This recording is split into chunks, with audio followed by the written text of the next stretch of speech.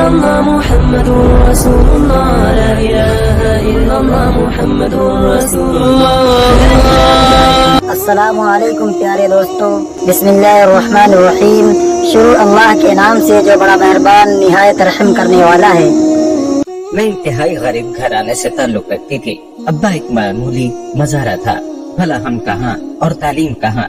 جب میں 16 سال کی تھی تو والد نے میری شادی اپنے ایک رشتہ دار کے بیٹے سے کر دی۔ یہ لوگ بھی ہماری طرح غریب تھے۔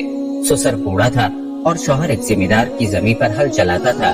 ہماری گزر بسر بمشکل ہوتی کیونکہ سسر کی 6 بیٹیاں تھیں اور 2 یتیم بھتیجیاں بھی ساتھ رہتی تھیں۔ اتنے بڑے کنبے کا بوجھ اکیلا میرا شوہر ہی اٹھاتا تھا۔ جس عمر میں میری شادی ہوئی مجھے اپنا بھی ہوش نہ تھا اور نہ اتنی عقل تھی کہ زندگی کے مسائل سمجھتی۔ میں تو زندگی کو بس ایک محنت اور مشقت کی چکی ہی سمجھتی تھی۔ ہمارے تن پر بوسیدہ کپڑے ہوتے، صبح لسی سے روٹی اور دوپہر پیاز کے ساتھ کھانا، بس یہی کچھ ہمارے پاس تھا۔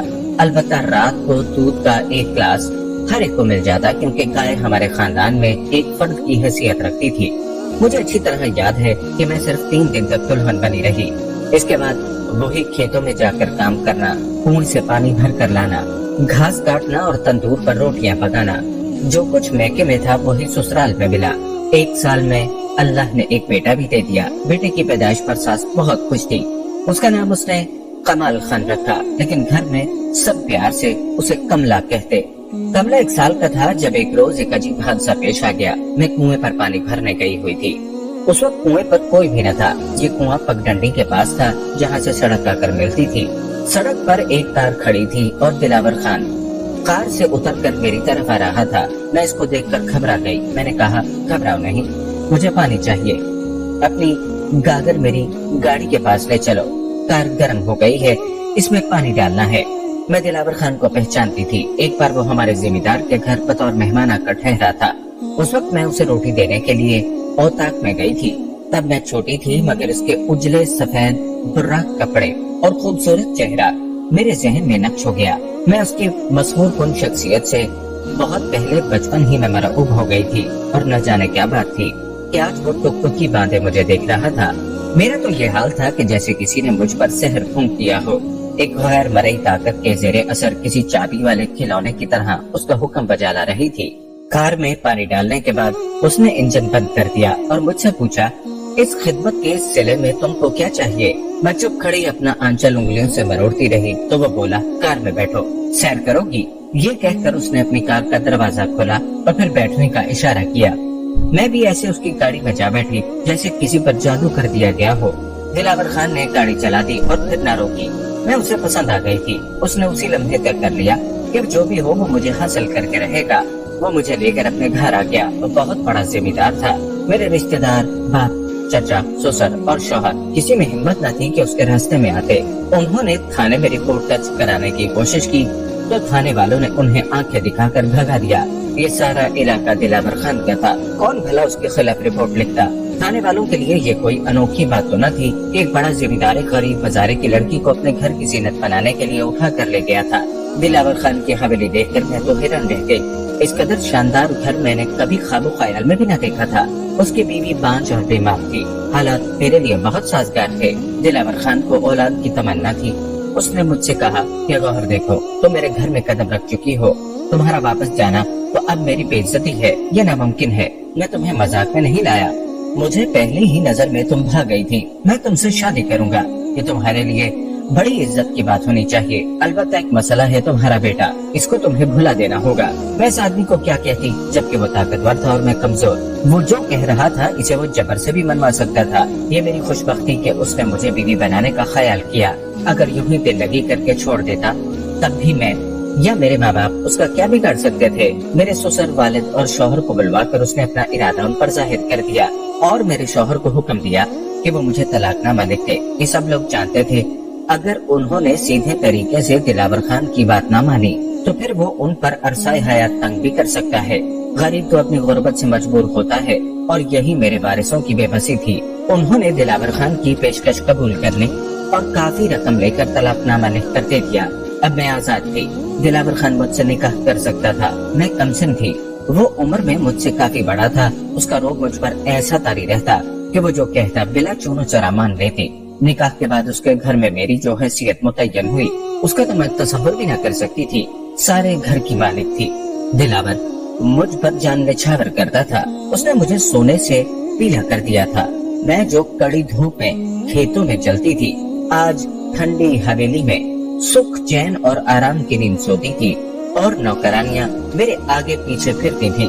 मैं सचमुच भकारन से मलिका बना दी गई थी। भला ऐसे नसीब किसी लड़की के हो सकते हैं? शायद करोड़ों में कोई एक ही ऐसी होती होगी। मैं जिस कदर अपनी किस्मत पर नाज करती कम था। मैं गुर्बत के दहकते हुए जहन्नम से निकलकर दिलावर खान जैसे बड़े आदमी की इज्जत बन गई थी और इसके प्यार की छांव तले आ गई थी। मेरे मैके वालों ने मुझसे फिर कोई नाता न रखा। एक माँ थी जिसने साथ न छोड़ा। वो चोरी छुपे मिलने आ जाती थी और कभी कभी मेरे बेटे कमले को भी अपने दुपट्टे की ओट में लपेट कर ले आती। जब तक मैं दिलावर खान के बच्चे की मां न बनी, दिलावर ने मेरी माँ के आने जाने पर कोई एतराज न किया। लेकिन जब उसके घर में मैंने पहले बेटे को जन्म दिया तो फिर उसने मुझे जता दिया। मुझे अपने मैके से कोई ताल्लुक नहीं रखना, खास तौर पर पहले शौहर के लड़के के लिए इस घर में कोई जगह नहीं। पहले मैं सिर्फ दिलावर खान की महबूबा थी, अब उसके बेटे की माँ बन चुकी थी और ये जंजीर बाकी सब जंजीरों से ज्यादा मजबूत थी। अब मैं कमले को याद करके तड़पती मगर उससे मिल नहीं सकती थी। वो मेरा बेटा था, मैं उसे कैसे भूल सकती थी।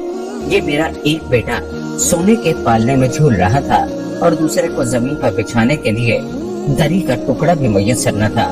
कमले के लिए चोरे छुपे कुछ न कुछ रकम भेजा करती थी मगर इससे मेरी तसल्ली न होती। वो हर दम याद आता था। उससे जुदाई का मुझे बहुत गम था, लेकिन इससे भी ज्यादा गम तो इस बात का था कि वो असरत के हाथों खत्म हो रहा था और मैं मखमली बिछौनों पर सोती थी। शायद बाज गम तकदीर में अटल होते हैं मौत की तरह। जितनी भी खुशी मिले वो गम नहीं टलते, जब तक सांस चलती है साथ रहते हैं। ऐसा ही गम मुझे अपने बेटे कमले की जुदाई का था। जिंदगी के दिन बसर होते रहे। दिलावर खान के घर मुझे हर तरह का सुख और आराम मिला। उस शख्स ने कभी कोई दुख न दिया। मेरी हर ख्वाहिश उसने पूरी की। मैंने भी उसके एवज उसके हर हुक्म की तामील की। एक इताअत गुजार बीवी बनकर उसके दिल को सुकून और आराम पहुंचाया। यहाँ तक के कमले को भी भुला दिया, अपनी ममता को भी मौत की नींद सुला दिया। दिलावर खान के घर मैंने 5 बेटों को जन्म दिया। मेरे काले बाल उनकी मोहब्बतों के दूधिया रोशनी में सफेद हो गए। दिलावर खान ने सारी जमीन अपनी जिंदगी में ही मेरे नाम कर दी। वो मुझसे कहा करता था, क्या खबर गौहर, तेरे लड़के तुझसे वफा करें या ना करें, इसलिए मैं जायदाद उनके नाम नहीं करूँगा। मेरे बाद तू खुद इनमें बंटवारा करती रहना। दिलावर खान उम्र में मुझसे काफी बड़ा था। वो मुझसे पहले ही मौत की राहों का मुसाफिर बना। उसके मरने के बाद पता चला कि तन्हाई और बेचार की क्या शय होती है। जब तक वो जिंदा था किसी बात की परवाह न थी। अब हर बेटे की खुशनुदी की परवाह करना पड़ती थी। मेरे सब बेटे अपनी अपनी मशगलों और खुशियों में गुम थे। उन्हें मेरी तन्हाई और बेबकी का जरा भी एहसास न था। बड़ा बेटा शादी करके अलग हो गया। वो कभी कभार ही मेरे पास आता था। इससे छोटा भी अपनी बीवी का गुलाम बन गया। तीसरा हैदराबाद और चौथा नवाबशाह में पढ़ता था। 5वां और सबसे छोटा बेटा घर ही पर रहता, मगर घर बार और कामकाज से कोई दिलचस्पी न थी। वो सारा दिन कार लेकर घूमा करता और अक्सर रातों को घर से गायब रहता। दोस्तों ने उसका दिमाग खराब कर दिया था, किसी को खातिर में न लाता। मुझसे भी वो सीधे मुंह बात न करता। पढ़ाई से उसे कोई रगबत न थी। मैट्रिक भी उसने बड़ी मुश्किल से पास किया। जिस कदर सुख मुझे दिलावर खान की जात से मिला, इतना ही दुख उसके बेटों ने पहुंचाया। मुझे इन 5 से बेहद मोहब्बत थी। वो मेरे लफ्ज़ जिगर थे। अब मैं पूरी हो चुकी थी। 5 बेटे दिलावर खान की तरह माशाल्लाह कदावर और जवान थे। मैं उन्हें देखकर जीती। दिल यही चाहता कि एक पल के लिए भी ये मेरी नजरों से ओझल न हो। मेरा इनके सिवा कौन था? मैं का छोड़े मुद्दत गुजर चुकी थी। वो गरीब मज़ारे थे। दिलावर खान की हवेली में उनके लिए जगह कहाँ थी? मैं उनके लिए और वो मेरे लिए मर चुके थे। दौलत की तफरीक ने सारे रिश्ते नाते मुद्दतों पहले ही तोड़ दिए थे। जब तक दिलावर खान जिंदा रहा मुझे उसने तन्हाई का एहसास न होने दिया। दिलावर खान मोहब्बत का एक ऐसा समुंदर था जिसमें डूबकर मैंने अपना माजी भुला दिया था। यहाँ तक कि अपनी कोख के जाय को भी भुला बैठी थी। हालांकि वो मुझे भूलता न था। हर लम्हा कदम कदम पर कमले की याद मेरे दिल में चुटकियां काटती रहती। मगर इन 5 बेटों ने मुझे उसकी जानिब जाने न दिया। मुझे तो उनसे ये बात भी छुपानी पड़ी थी कि उनका एक भाई और भी है, क्योंकि वो उनके सौतेले बाप का बेटा था, एक गरीब हारी का बेटा। वो हारी जो उनके मज़ारे होते थे। یہ کیسے کسی نوکر کو اپنا بھائی کہلوانا پسند کر سکتے تھے؟ وہ بیچارہ کیا ان کی برابری کرتا؟ لیکن میں ماں تھی، کب تک اپنے اندر کی عورت کی آواز کو دبا کر رکھتی؟ اب جبکہ یہ لڑکے میری پرواہ نہ کرتے تھے، مجھے اس بیٹے کی اور بھی زیادہ یاد ستاتی تھی جو مجھ سے ساری عمر جدا رہا تھا۔ میری کوئی بیٹی بھی نہ تھی جو غمگسار بنتی۔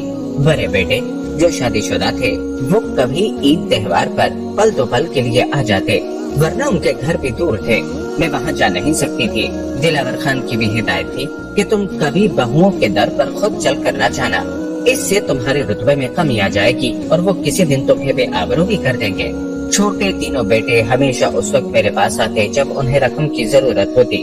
بینک سے روپیہ نکلوانے کے لیے میرے دستخط ضروری تھے، بس اسی لمحے وہ میری خوشامد بھی کرتے، ورنہ وہ میرے دکھ سکھ کے ساتھی نہیں تھے۔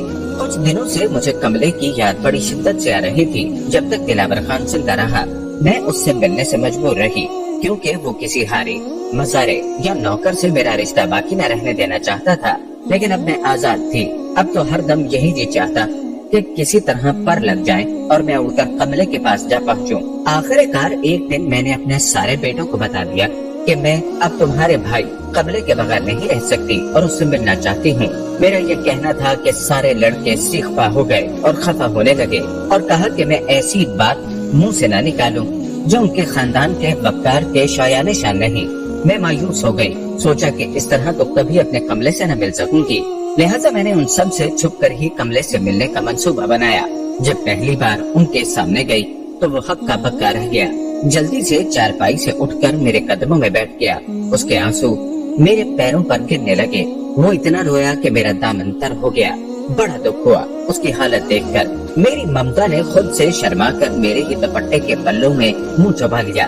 کیسی ماں تھی کہ میں اتنے طویل عرصے تک اپنے لخت جگر کو فراموش کیے رہی، مگر کملے نے مجھے ایک لمحے کو نہ بھلایا۔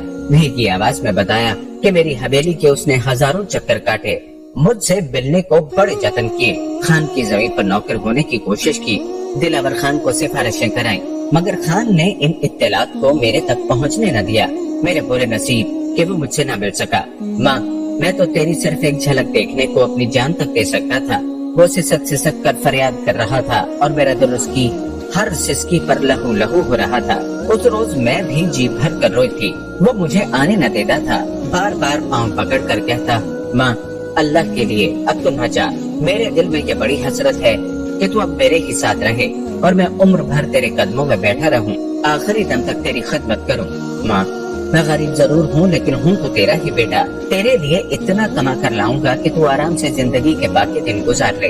کملے کا پیار، اس کی باتیں، اس کی حسرتیں اور بھولا پن، یہ بات میرے دل میں ترازو ہو رہی تھی۔ اس کے میلے کچیلے پھٹے پرانے کپڑے اور کھردرے ہاتھ پاؤں، اس کا دیہاتی پن، ہر شے میرے سینے میں زخم ڈال رہی تھی۔